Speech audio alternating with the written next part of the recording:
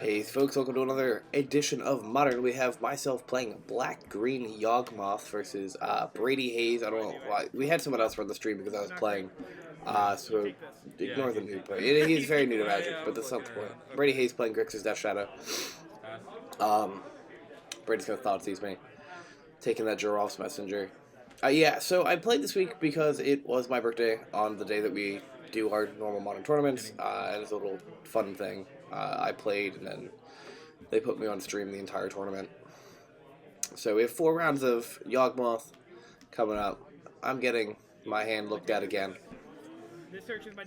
I decided to play Yawgmoth because it's a deck that interests me, but it's also a deck that, like, I feel like would be interesting to put on for multiple rounds. I don't want to bore anybody. I'm not going to put Amulet Titan. I love Amulet Titan, but I wasn't going to put Amulet Titan on for 4 rounds in a row. But yeah, into the gameplay. So Brady is very new to Magic. This was his first constructed tournament ever. This is round 2, so he's like in literally the 3rd game he's ever played.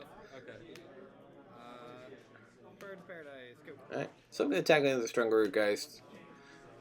Get in for 3 because of the Exalted trigger from the Ignoble Hierarch. Look at the top card.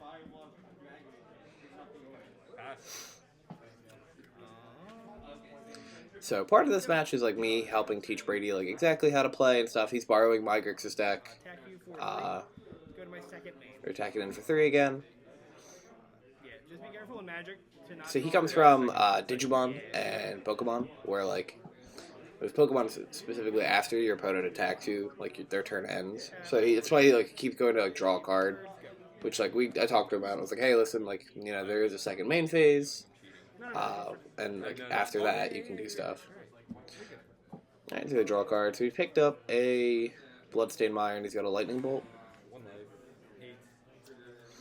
We're gonna fetch here. Yeah. Yeah, we are going to. Yeah, Yawgmoth is a deck that I have been considering for Star City or SCG-Con Philadelphia.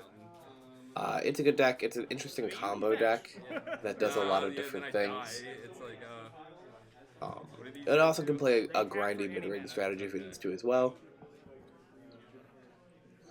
And you have like all your dorks to accelerate, and then really, really bad creatures. Or I guess they're like in themselves bad.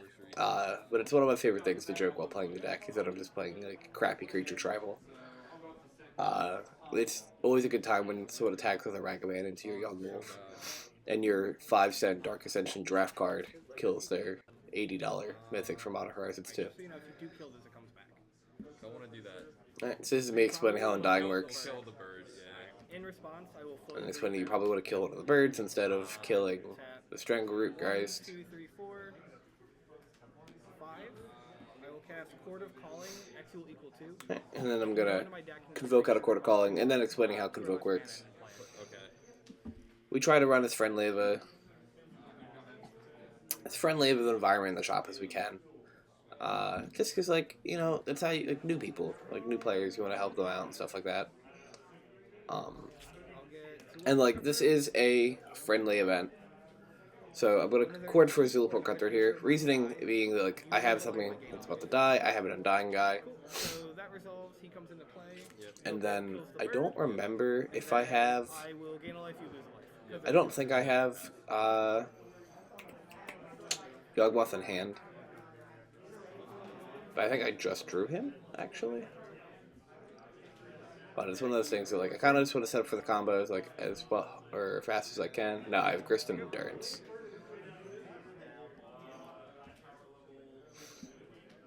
Wow, this sucks. And Zillport's just, like, extra damage. Because if he pops his Zillport here, he does take a damage, I get another life. We'll pay the 2. He's going to shock down the 2. It will be huge. Taps for 2 Dragon's Rage Channelers. And we'll pass. And passes. I'm just going to flash in an Endurance here, make him shuffle his graveyard. I'm dead. You got me. Okay, I'm gonna get And we're going to scoop it up, and we're going to go on to game 2. I do have a way out of it, I think. Alright, game 2, we got Brady on the play. Good luck, buddy. Yep. So I believe, if I remember right, my sideboard for Grixis was... Oh, what did I side in? I think I side in the extra copies of the Endurance. I think I trimmed out Grist because I wasn't sure how good it was in this matchup. Though it being an alternate win condition is actually pretty cool. That's a monkey. Take it, man. I can't remember. And then It might have just been the other copies of Endurance. Alright, we're gonna play a Ragavan. We're gonna bubble me. There's a Birds of Paradise. I could like put it that way too. yeah, no, I got it. You. Draw for bubble. Alright, got a draw. Yeah. Reminding him to draw his bubble trigger, which is something that you don't have to do. But like I said, Brady is new, and I wanted to make sure he doesn't miss his triggers. Actually, I'm not saying that again. I got this. It's just one of the things like moving into Magic that like you can forget pretty easily. Like God knows I did when I first started playing. Ooh, there we go. All right, we're gonna fetch with a Pluto Delta here. So we're at 16, Yep. 14. 14, And we will play and then I'm gonna cut. Water Recruit. I'm using custom Dragon Shields for this tournament. It has my friend Jared on it.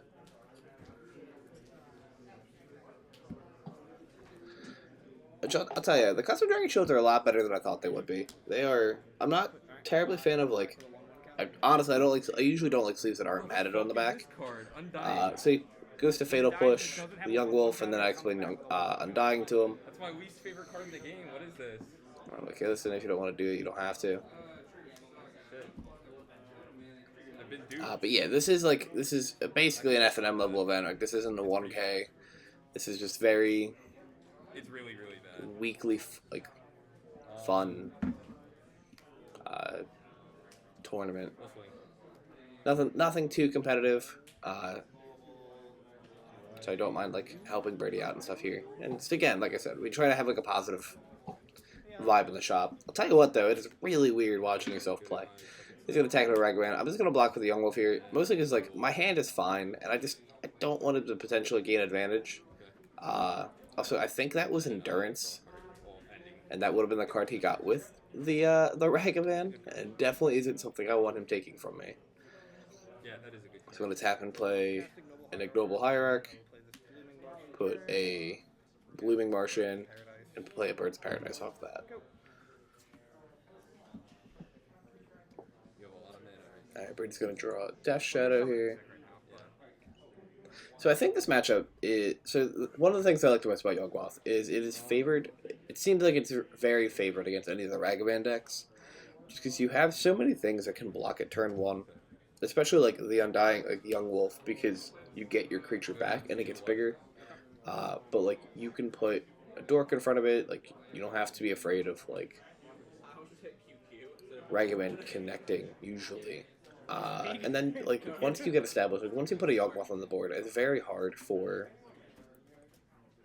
any of the Ragavan decks to beat you.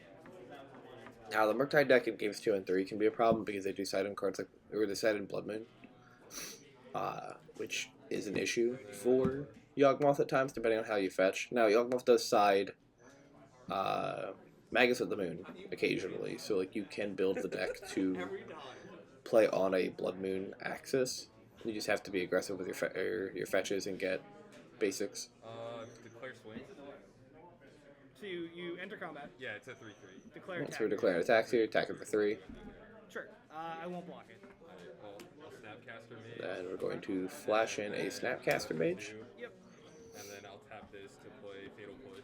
I will respond to you targeting. I will. And then in response to the trigger, I'm going to evoke out the Endurance. Your graveyard. Pitching in Obstinate Baloth. That was the other card I sided in. I'm not crazy about that card. Yep.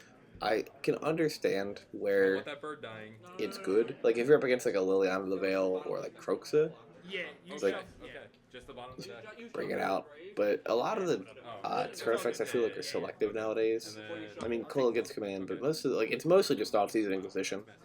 Inquisition can't take it, and they're not gonna pick it with Thoughtseas unless it's your only legal target, and that's not messed up. Okay. a great spot for you to be in. Unless it's like a late game Thoughtseize, I think. But alright, so I have Dross Now I know Messenger. what that does. Yeah. Black, cast Geralf's Messenger. Yep. When it enters Jump out of battlefield, cast here. He's going to drain him for 2. He's going to go to 9. I will shock down. I'm going to play an Shotgun an Overgrown Tomb, and then play a Wall of Roots. Is it 0/5?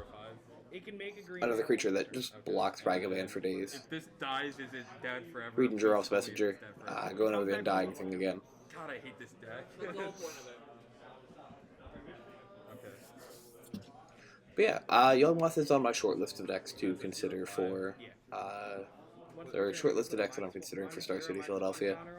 It's that, Amulet Titan, Grixis Death Shadow, and then Is It Murktide has slowly been creeping back up in my considerations. Mostly just like I do enjoy that playstyle. I like the deck a lot. It's very fun. Did he draw for turn? Yeah, I think he drew the Channeler. Alright, so we have an Unholy Heat and a Death Shadow. Holy, he killed that. We're going to Unholy Heat the Ignoble Hierarch. He gets Surveil triggers. Yeah, make sure you do that first. Debating if he wants the Scalding Tarn or not. Graveyard over top of the deck. Thank you. Yep. So he accidentally put it on the bottom because he thought it was Scry, not Surveil. And we went over that real quick. And then we will go into combat. Sure. So you can attack the Snapcaster and one of the channelers, right? Yeah. Yeah. That's just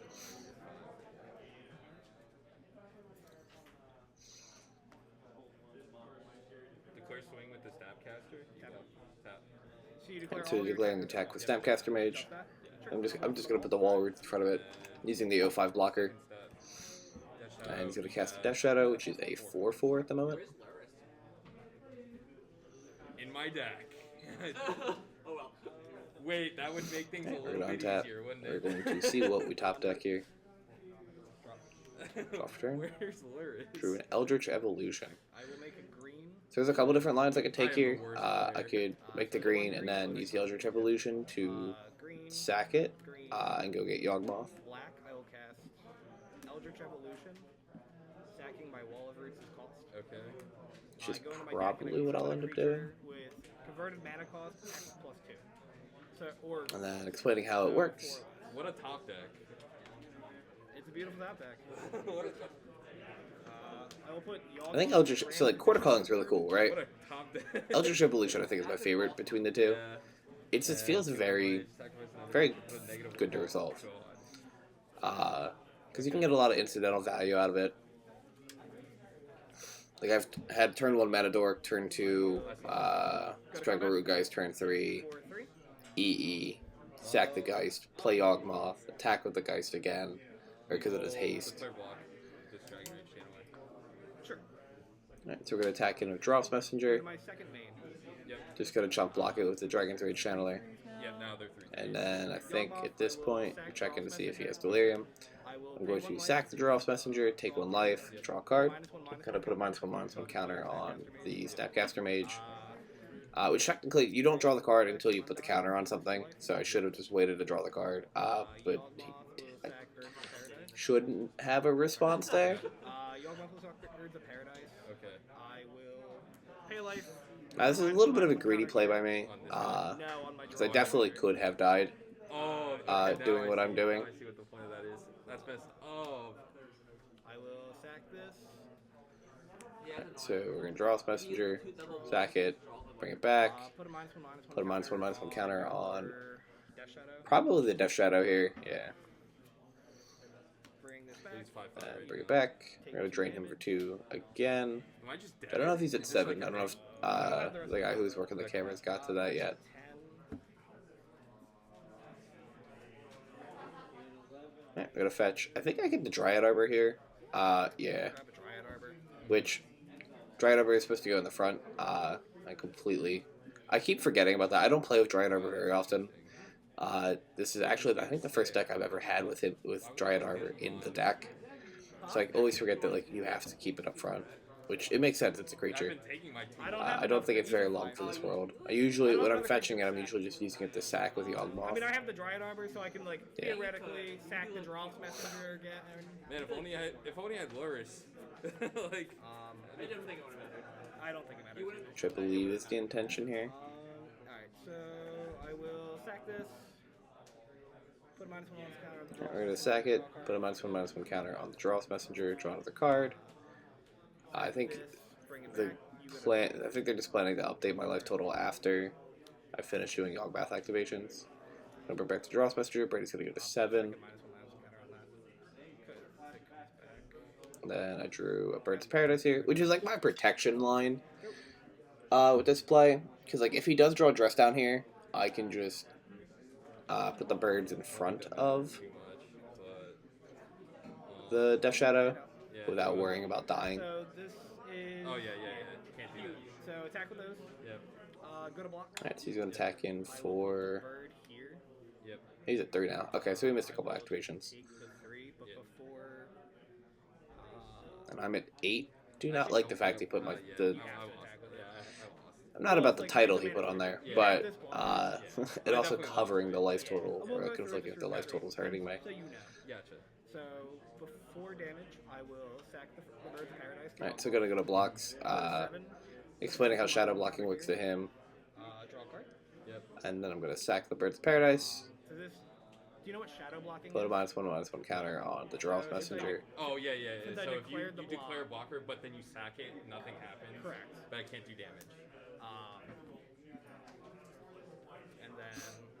Cool. So I take 3. Go Yep. to 4. Yep. And then. Then I'll take 3 from the Channeler, No. going to 7. Or I didn't bring it Yeah. back yet. Draw.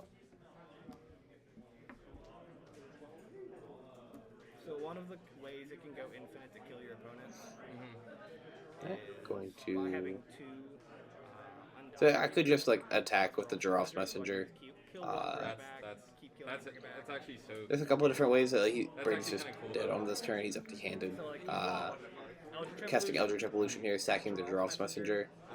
Go into my deck. I think I grab Zulaport Cutthroat off of this because the Giraffe will come back, deal 2 damage to Brady, and then I can just sack the Giraffe Messenger or the Zulaport Cutthroat to do the last damage with Zulaport's effect. Where's Lurid? Alright, folks, that's going to be game 2. I'm going to take it 2-0 with Yawgmoth over Grixis Death Shadow. Thank you for watching, and have a great rest of your day. And, oh, if you're considering going to Star City, Philadelphia, let me know down in the comments. And if you know what you're playing yet, or have an idea what you think I should play, let me know. Greatly appreciate it, because I can't decide.